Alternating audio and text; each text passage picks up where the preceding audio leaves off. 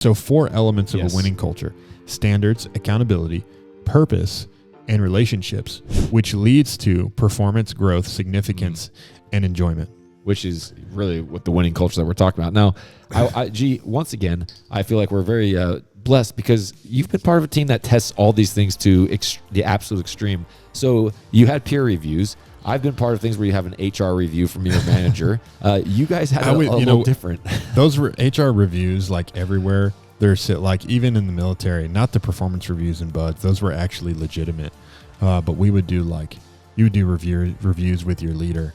And I know companies have them this way too, where it's like, we want you to rate yourself on a scale of 1 to 5 on how you're doing on this stuff. Like, I think I'm like a 4.1. And they say, well, you're actually a 3.3. You're not near as good as you think you are. They would hit you straight? Right? Oh, yeah. Like you would do a self-assessment at the team, and then your chief would tell you, here's your actual score. Yeah, well, you guys had this thing that you told me about that I think is hilarious, and I'm sure there's people out there in their work life that might want something called the polygraph. And no, not the polygraph that was made hilarious in movies like something, or Meet the Parents, but, a different type of polygraph. So this is an interesting element for, again, this is the way the SEAL training would do it, but I think this element is needed. Not that the polygraph was a nickname for this object that they use to see who was really struggling. Because sometimes teams will struggle, right? And the polygraph was a log that they would use in log PT, which is one of the most difficult parts of SEAL training, where you carry a telephone pole that's anywhere from 180 to 220 pounds. So you got 6 guys on there. So you're going to be somewhere between 30 and 40 pounds of weight of carrying this thing. And so just think about a chunk of a telephone pole, awkward, right? It's hard to carry, and you're going to carry this log for 1.5, 2 hours through a log PT, up and over the berm, into the surf.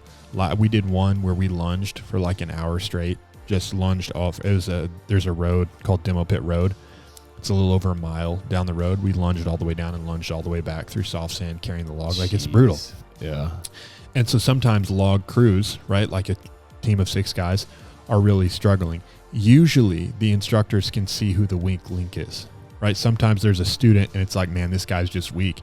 And instead of picking up the log, he's pulling down on the log. Right. The instructors are usually pretty good at being able to tell. But when they can't tell, when a whole team is struggling, and usually there's more than one person struggling, right? When 2 people are really struggling in a boat crew, then the team's hurting really bad. Right. It's hard enough when you have 6 guys picking up the log. It's way harder when you have 4 guys picking up the log and 2 people pulling it down. Dang. Yeah. Right. It gets really tough. And so they have this object called the polygraph, which is, it's the same type of log. It's a 8-foot telephone pole. But what they did is they cut it into 6 even sections, and they put a steel cable in between it. Right. So there's a little bit of slack, but it's only like 1.5 feet between the logs. So you still have to mostly stay together. Right. Right. You can't, like, one person can't be standing up with the log and the other person be all the way lunged. And so they'll put you on this log when a team is really struggling because they can't tell who the weak link is. Well, the polygraph's we're gonna reveal it, right? So even it's kind of a form of the peer review. We're gonna see who's really struggling here, because they'll push on a log crew when it's back in last place. But then if they can't get the whole log crew to move and they realize there's weak people in the boat crew, they'll put you on the polygraph. And my boat crew got put on the polygraph one time, and it was very apparent. Right. Like I remember feeling, because we had instructors all over us. I remember feeling like, come on, guys. Like, there were multiple guys in my boat crew, like, get it. Like, we were just getting crushed, pushing as hard as we can. And then we got on the polygraph, and it was like a breath of fresh air. Right. Like, man, this is so much easier. And there was one guy in our boat crew, we didn't realize it, but he was like awful. Like, he was extra weight. It felt so much lighter without him. And we were trying to do lunges with the polygraph. And, we'd go down and then we'd go back up, and we're all up and he's still down. Right. Right. You could see it because it's not all one log. Did they run him out? They did. He was actually a legacy student. Oh man. Did he quit on his own, or did they he quit later on the beach in a different exercise. Jeez.